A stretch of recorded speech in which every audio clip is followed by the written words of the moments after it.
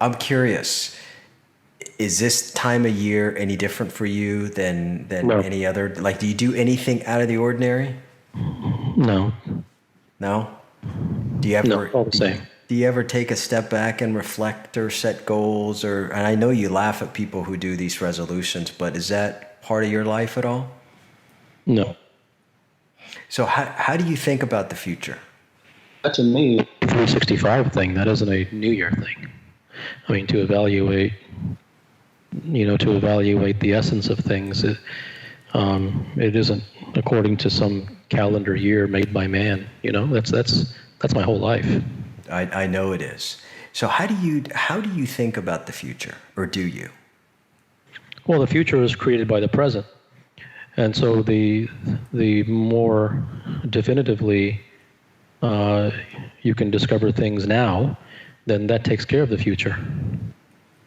So you're not sitting there thinking, in the next 12 months, here's the 2 or 3 areas of improvement that I want to that I want to get better at. Improvement and betterness it's a falsehood.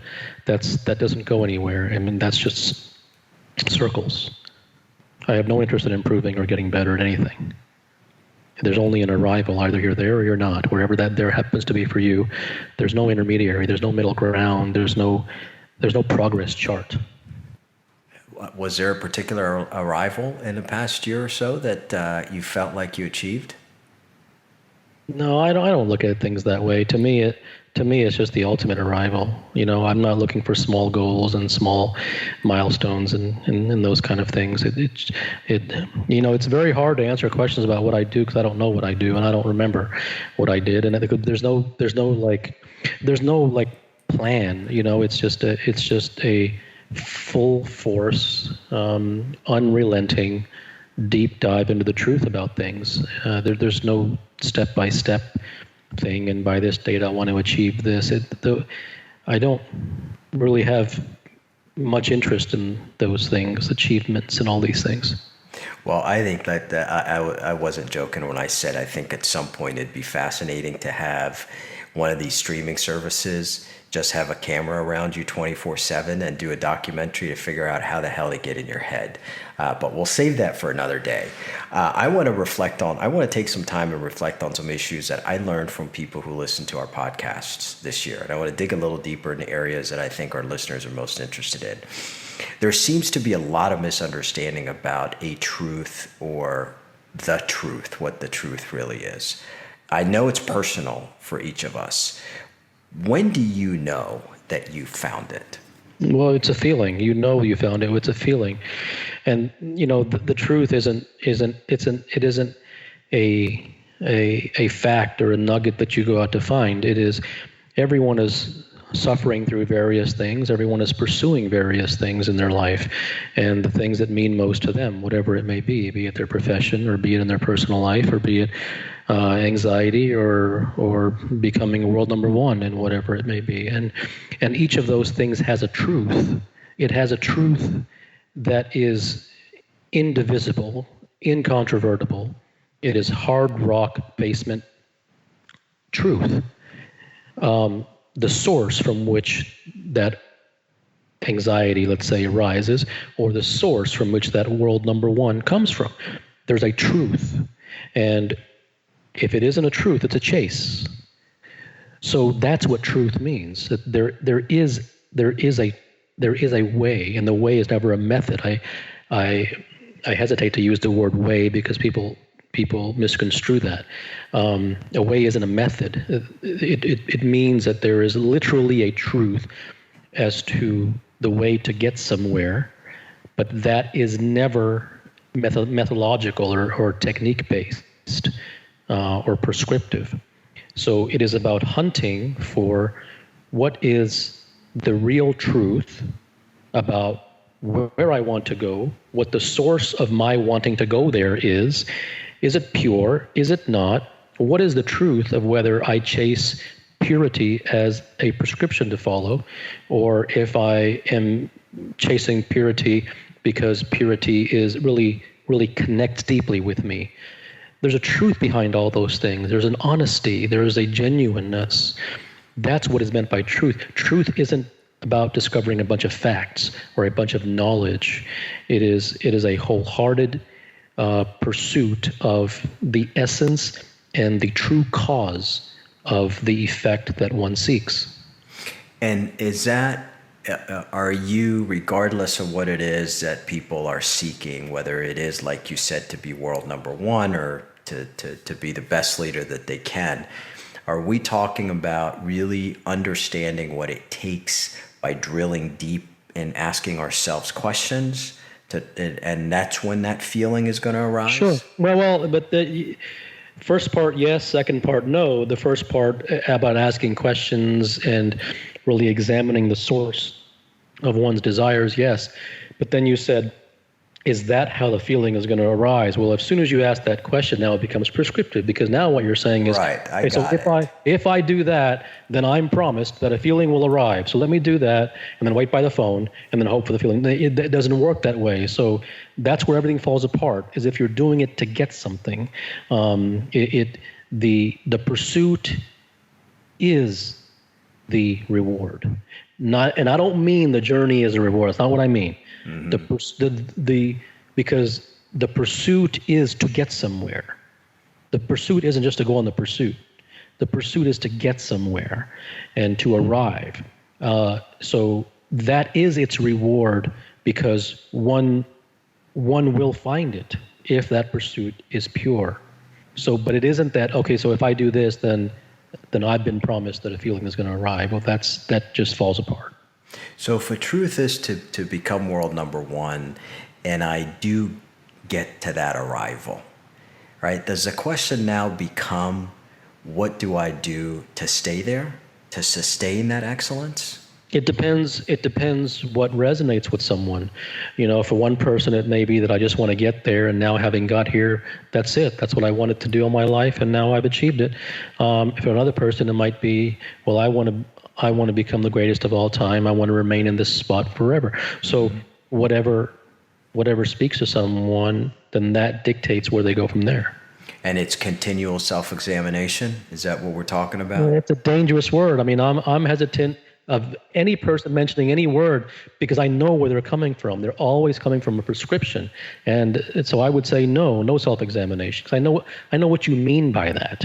If there was a person in front of me who I had completely understood, and it was undeniably clear, mm-hmm. that his was the genuine search for truth. He's the real deal. He's all in.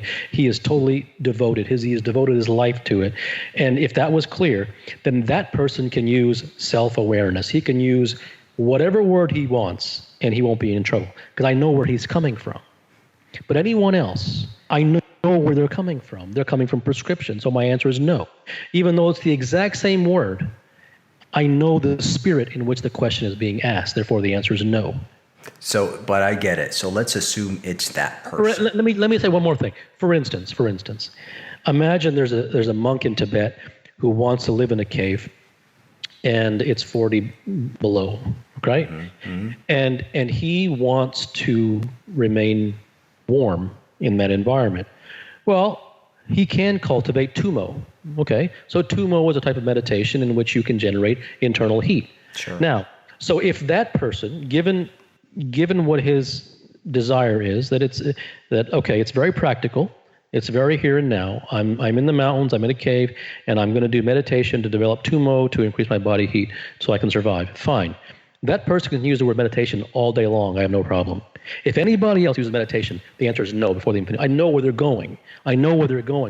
They're doing the 20 minutes a day crap, and I know it's nonsense. So no. So you can't use that word. I mean, for me, that's complete false. I know where you're coming from, and it's nonsense. Okay, so let me take it this way then, because we've also talked a lot about, and you write a lot about understanding, right? Before any of us are able to rise above anything or to get to that level, we must first gain that depth of understanding, and that starts with the kinds of questions we're asking ourselves to get there. Give me a sense of the type of questions that person sitting in front of you who got to that world number one, what type of questions should he be asking himself? What is it that I have not realized? What is a chase that I am going on that I have not recognized is a fruitless chase? Those are questions that human beings do not ask. No, they don't. Yeah, they don't. They ask, how do I get there? What is the quickest way to follow my dream? What is the 5-step plan to this? What is a good methodology to do this? Do you have any techniques that I could do this? How do I come about? How do I stop thinking? It's just nonsense questions.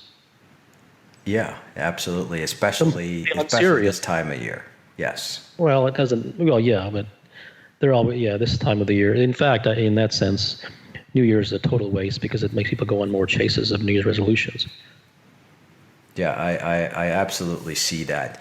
So when we're at that stage, right, and some people call it no mind, you've written about the state of no mind and so forth. I know the way that you understand it, or that you've helped me understand it, is that to get to that no mind state, you have to go through the proper channels, or it has to come through you. Is that the heart? Is that what you're talking? Is that another feeling that one of us gets when we're at that state? Well, let's talk about the truth. What is the truth? Why do you want to get to no mind? That's more of a truth. The reason that most want to get to no mind is because they want to experience the wonderful experience of no mind. It's a chase. Or get rid of the bullshit that goes on in my mind 24/7. But that's a chase too. You're not going to outrun those things. So the only reason they want these things is because they chase experiences. They want to have the lovely experience of a spiritual experience in where there's no thought and their consciousness and all is one and beautiful love, love, love, and they're all full of crap. That is not real. That is not genuine. That is not true. No mind is a natural side effect. And I hesitate about any person who comes and asks me, how do I get to no mind? It's like asking me, how do I make $1 million? It's a chase. Mm-hmm. Therefore, it's not worthy of a response. So you don't see it as a worthy journey for somebody to try to at least minimize the crap that goes on in their mind. No. Minimizing is useless. Either you're going to get there or you're not.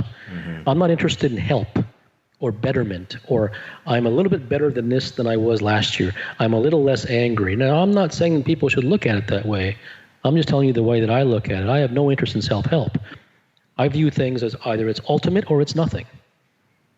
If I can't have it permanently, I don't want it.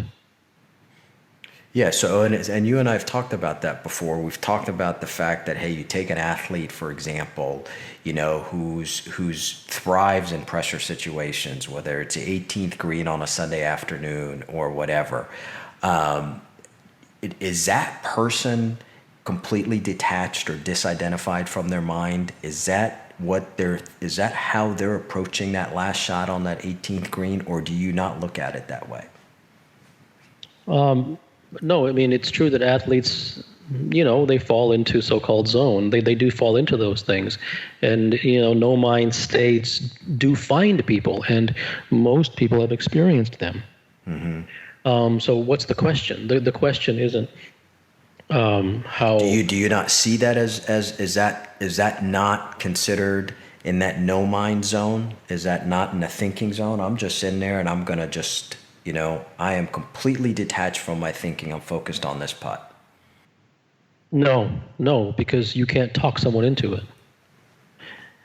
You have to understand what makes the mind go in the circles that it does, and you have to understand why the mind speaks, and you have to understand how the mind reacts in particular situations, what excites it, what subdues it.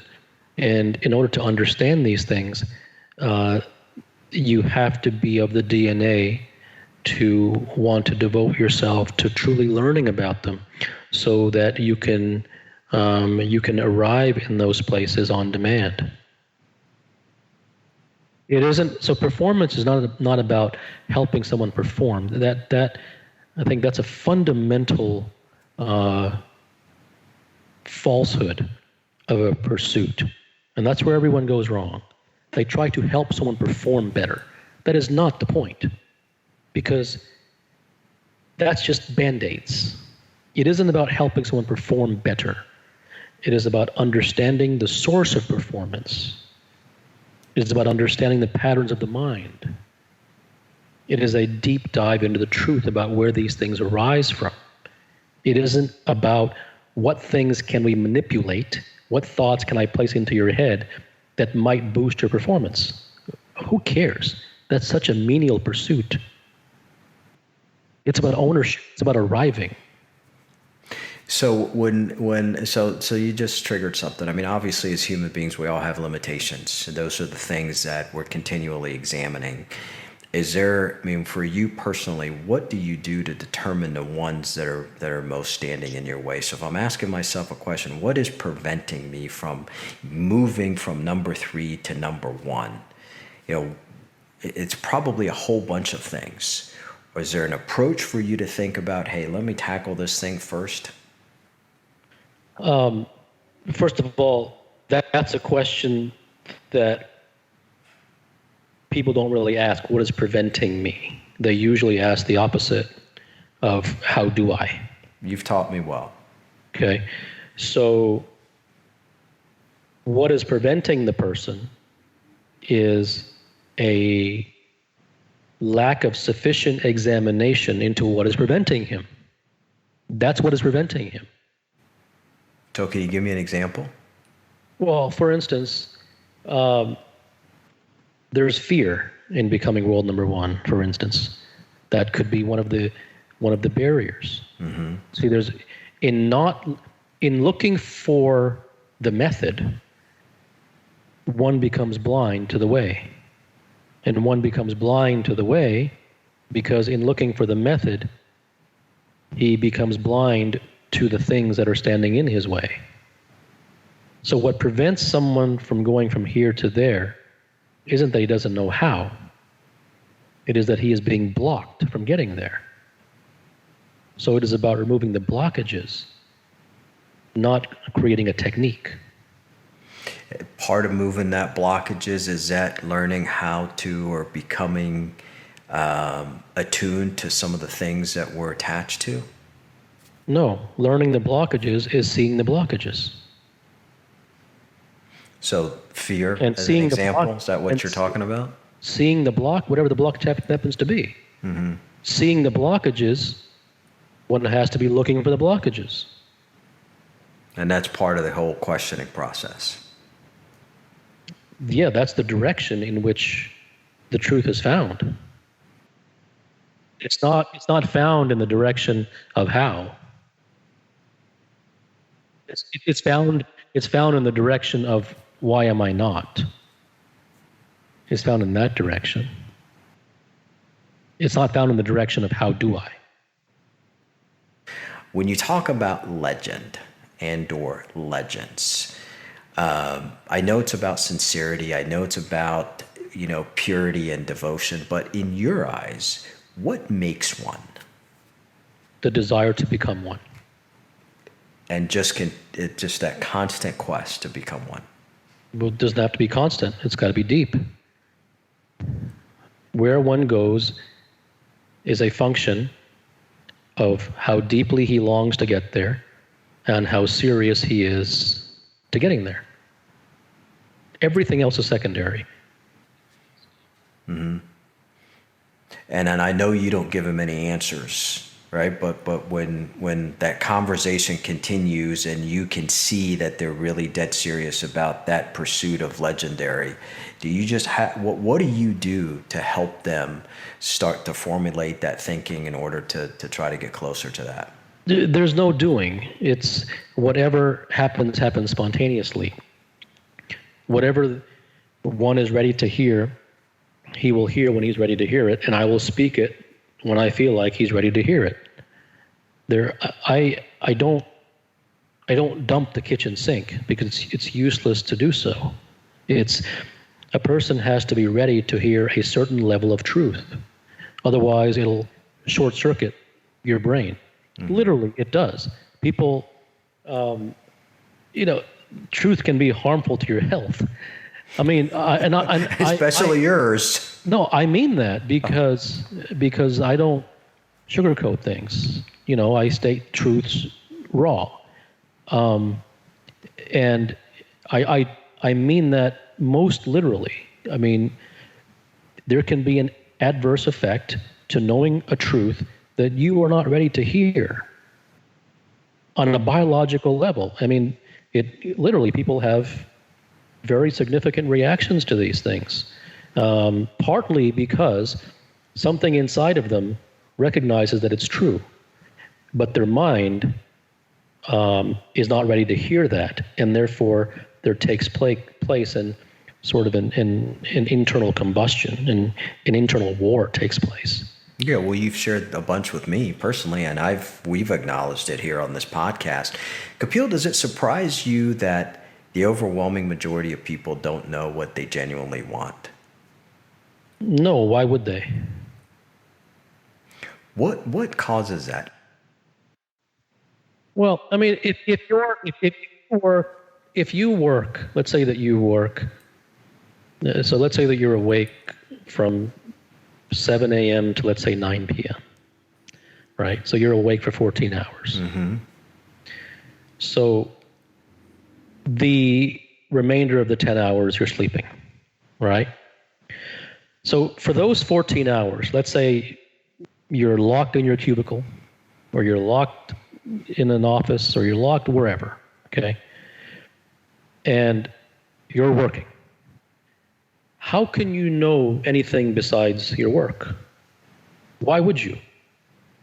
If you are preoccupied in a certain mode, in a certain way of looking at the world, in a certain pattern of thinking, in a certain pattern of belief, why would you be expected to know something way over here? Because I have one life to live. And if the majority of my time I'm at work doing something that I hate, or that I'm not engaged in, at some point I probably should examine that.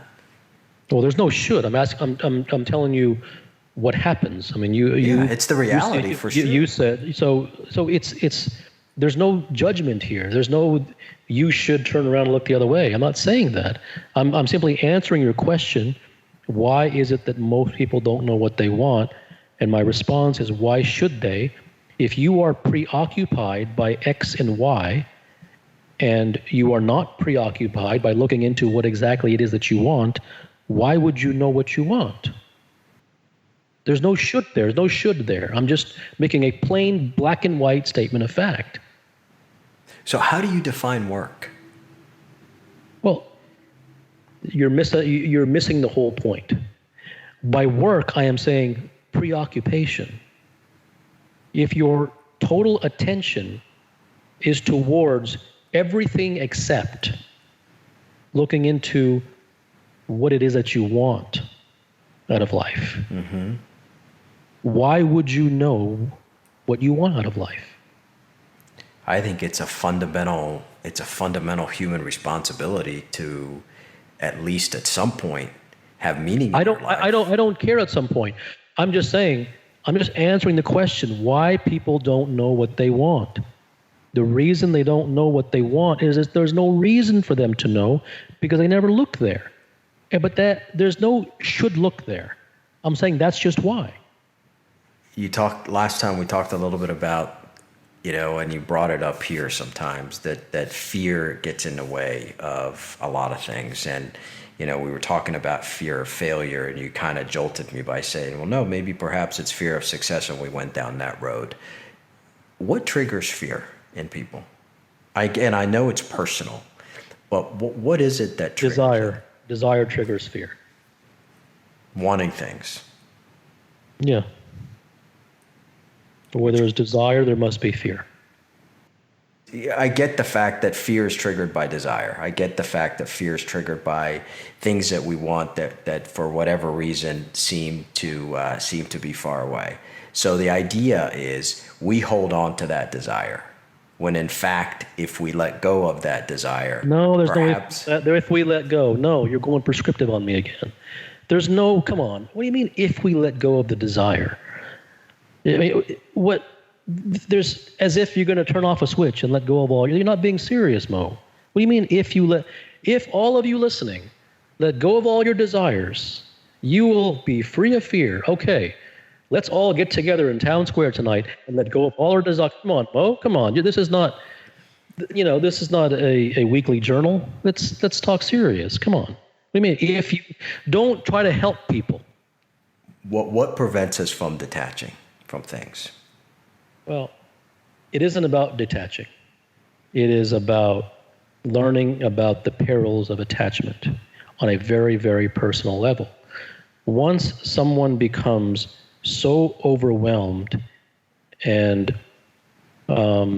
indescribably stricken by something to where they can't take it anymore, then the possibility of going a different way arises. Until that point is reached, it's all philosophical. You feel very strongly that transformation in its true essence can be achieved by anyone who's serious enough to go do it. I am convinced that the person who is hell-bent on transforming will not need to wait for me to say whether it's possible or not. If you ask a question like, do you believe that transformation is really possible? My saying yes isn't going to do jack for anybody. Because the person, if I say no, then the person who says, oh, the answer is no, okay, I guess I won't transform. That person never wanted it anyways, so he was going to get it anyways. If the person who listens and says, oh, he said yes, so now I will go ahead and try to transform. He didn't want it anyways. So it's this whole empty, useless motivation thing. Do you really believe that this is possible? Yes. Hooray. What's going to happen? Nothing. Human beings don't respond to this. They're not, But they respond to inspiration. Inspiration isn't given by saying yeses and nos. Inspiration isn't given by saying, yes, this is possible. If something arises within one's own heart, which says, this is what I want, or he or she sees someone who has something and has arrived somewhere and is inspired by that person, and then inspiration rises within them, yes. Or someone reads something, yes.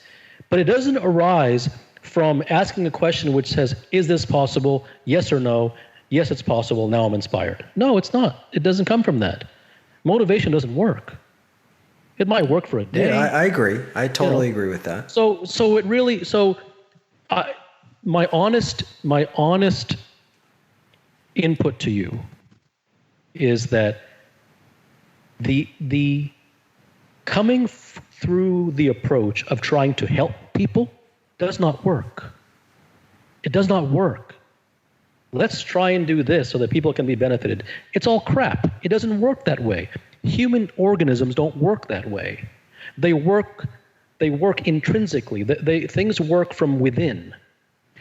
So something on the outside can spark something within, but it's almost always the something on the outside that is not trying to make that person spark from within. It's always incidental. It's always out of the blue. The way that you most affect someone is when you say something and you don't even know that you said it. But something that you said, they connected with, and it was to you insignificant, but to them it made a big splash in their life. Things never happen through this neat and tidy volition and rah, and this is the way to do it, and yes, you can. It's all crap. And listen, I see your point. So if helping people is an obstacle or is a challenge, what is a more appropriate way to think Speaking about it? the truth. So is speaking the truth, is learning from others part of that truth? It depends who the other is. The legends that you're talking about, not the 100 books that we're talking about. Okay. So it depends who. It depends. Is learning from others. It depends what you mean by learning. And it depends who the others are. Okay. So even if you satisfy the others by saying, quote, the legends, fine. If by learning you mean mimicry, no. And once again, I know where you're coming from. So instead of learning, like, so what's learning better? from it isn't the habits of people who have become a success, and it's nonsense. No, can you learn from another person, who legend or not? Yes, absolutely, absolutely. But only if they say something that is genuine. Okay, so you, for example, whether you like to admit it or not, for myself and for others, we learn from you because there is a level of genuineness there, right? Is that am I speaking out of school with that? Is that inappropriate? No, I don't know what others feel. I mean, they tell me what they feel, but that's fine. I mean, I didn't try to instill that, but if so, okay. So your approach is, hey, well, I'm doing whatever I'm doing because of my own personal journey. Yeah, so great question. Everything that I do, I don't know why I do what I do, but everything that I do arises spontaneously. And yes, it arises from me, from within. Yes, absolutely. It is very personal. Everything arises from whatever lives inside, a desire to find the truth. But it isn't done for a purpose. But isn't part of the purpose to seek and see that truth for you? Sure, it is, but that isn't. It's a purpose in that it's a pursuit. So yes, I am pursuing it to discover the truth, but it isn't some overall purpose to help mankind and all this stuff. Okay, for you. So is that why you say performance is a side effect? That if we... Performance is a side effect. If you try to perform, you will not perform. All great things come from effortlessness, not from effort. Yeah, that's tough for people to wrap their arms around. What does that have to do with anything? I'm not here to make it easy. I'm not here to make it tough. I don't care. So why does it matter? Why do you say that? Why do you say that's tough for people to... So what? So I should not say it then? I mean, well, okay, what's the difference? Whether it's tough or not, who cares? What's the difference? There is no difference. So that's why it's not. See, but the point that I'm making is, you said that that's tough for people to wrap their arms around because you view it from the standpoint of help, and I view it. You're right. I view it from the standpoint of stating the truth. Everything else be damned. I get it, and I think the thing that the real aha for me during this conversation was this whole idea of seeking to help somebody, that yes. desire to help people, that's which is basically nothing more than ego, and that isn't a bad thing or a good thing. I know your mind's going to go there. It is not a bad thing or a good thing. It is simply an ineffective thing. It is an empty thing. And for you personally, has that ever been, because you've always written, people have always approached you for advice or counsel or coaching. Have you ever had that desire to help people? The more sincere and serious I became, the less of a desire that became. And was it understanding that the greatest thing that you can do for yourself is help yourself? And if others benefit from that, great. If they don't, that's great too? It's about, we all go through different things in life. We all have various experiences. We all go through our own forms of trouble and, life bringing storms. And so those become a window into examining the source from where such things arise. So everything is about learning the truth about where you are, where you want to go, why such and such has happened, and whatever comes from that by side effect that another may take something from, it comes. But if I write something and I find myself trying to help, I stop writing. That's not the way. Because I know that I've moved in that moment. I have moved away from uncompromising truth, and I have moved towards an egoic desire to help, and that is not satisfying at all. Makes total sense to me. Let me ask you two more quick things. It seems like the beginning of most transformations that I've seen in people start with a crisis. What is it about a crisis that always kind of ignites Human this? beings do not change unless they're standing at the edge of a cliff with a knife to their throat and a tiger standing in front of them. Human beings are 12th hour creatures. That's just the way it is. Can you get to a state where you don't have to wait for a crisis to continue that process that you go through of understanding? There is no how, but if you find a way, then so be it. When you talk about the truth being outside of your mind, is that the same as having no mind? Or is that feeling that we discussed earlier, when you get that feeling, you know it's a knowing? Yeah, so feeling is sort of a direct communication from something deep. Whatever the mind tells you is a lie, and therefore truth does not exist within those conversations. Are you totally detached from your mind? I'm sure everybody's curious. Hell, I am. The mind means very little to me. The mind, its voice is, it's the voice of someone I don't want to hear. But it's there, right? That's taken years of learning about the truth, not practice. I didn't practice anything.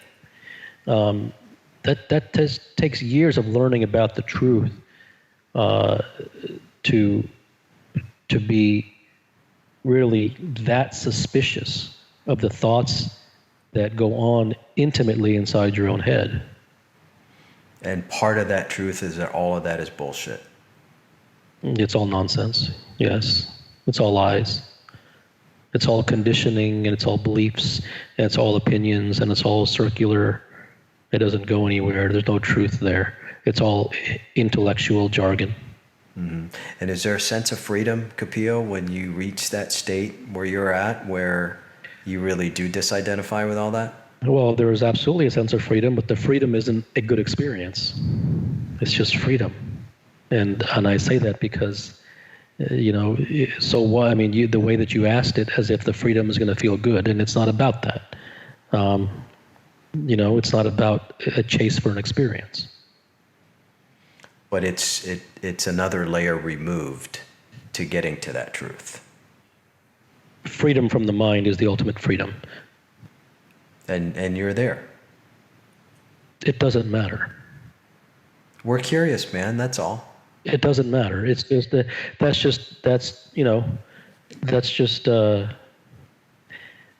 just comparison and competition. It's irrelevant. It's how long did you meditate today? It doesn't go anywhere. It doesn't matter. It's where I am, and that has no impact on your immediate life. There are issues in everyone's life that are very immediate, very acute, that require their attention. But your life devotion to the work that you do on yourself, whether you like it or not, is inspiration to others. I don't do any work on myself.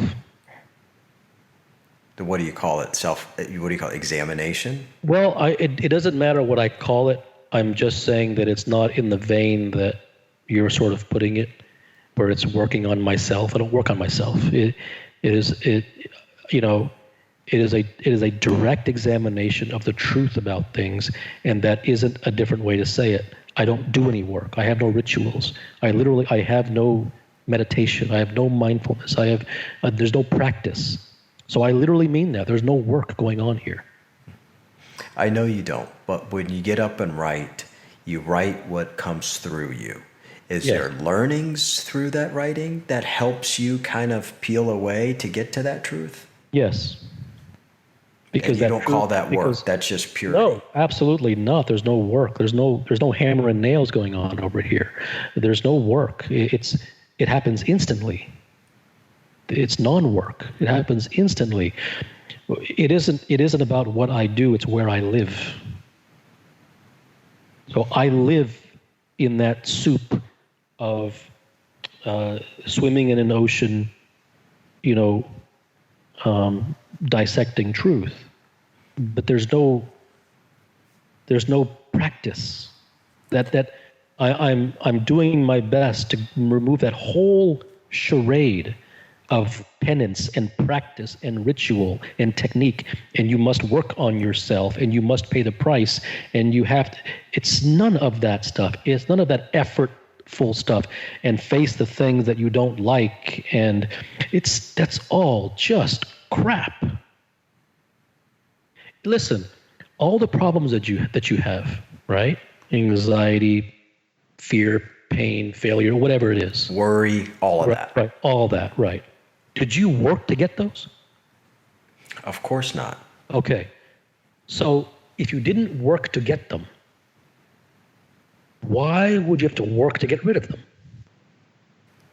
That's what we need to get a better understanding of. It's part of the conditioning. It's kind of the depth that you have talked about, or at least helped me understand. This whole notion of disconnecting from my mind is not something that I'm going to capture. It's this thing that is available to me that I got to access. And that's what I'm trying to understand. I understand. I appreciate it, man, always. No better way for me to start my year.